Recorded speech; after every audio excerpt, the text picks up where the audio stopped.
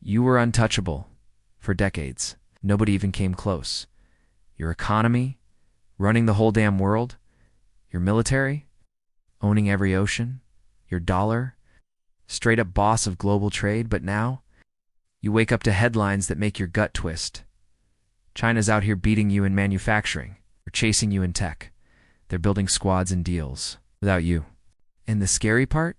They're not slowing down. You are America. And for the first time in decades, someone's breathing down your neck. After the Cold War, you were king, the Soviet Union. Dust Europe, leaning on you Asia, trading your way. You became the one and only superpower. Silicon Valley, all yours. Your navy, dominating the seas. Your culture. Everywhere, man. Meanwhile, in the background, China's quietly grinding. Factories, ports, high-speed rail, a middle class popping up like crazy, while you were busy flexing overseas. They were stacking at home. You were the world's shopper. You made stuff, you bought it. Now, they're the world's factory. China's the top exporter. They've got rare earths on lock. They run the supply chains you can't live without. If things get tense, that dependency's suddenly a power play. You're still rich, no doubt.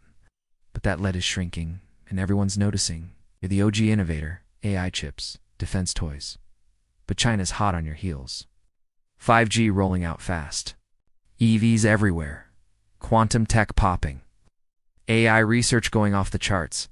This ain't just business competition anymore. This is straight-up tech warfare. Whoever owns next-gen tech owns the future. Your navy's patrolling the Pacific like usual. But China? They're building islands in disputed waters, stacking fleets, upgrading missiles. Taiwan, the ultimate powder keg. One misstep. Yeah, boom. Everything flips. You're still the biggest military flex, but now you've got a peer competitor. Countries used to look at you like the North Star. Now they balance between both of you.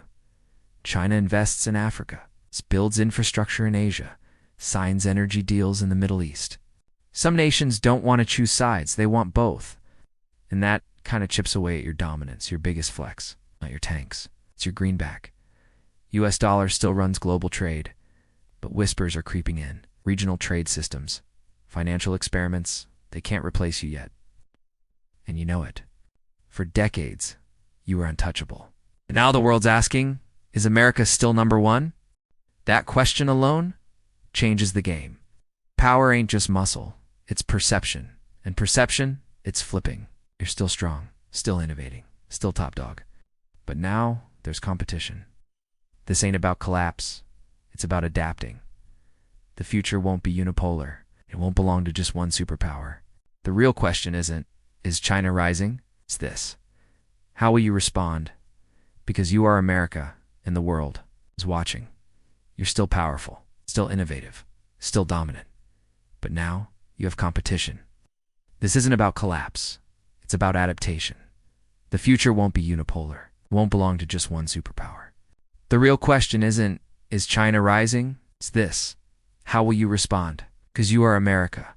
And for the first time in decades, someone's breathing down your neck. After the Cold War, you stood alone at the top. The Soviet Union collapsed. Europe relied on you. Asia traded with you. You became the world's only superpower. Your companies built Silicon Valley. Your navy dominated the seas. Your culture spread everywhere. Then, in the background, China was quietly building.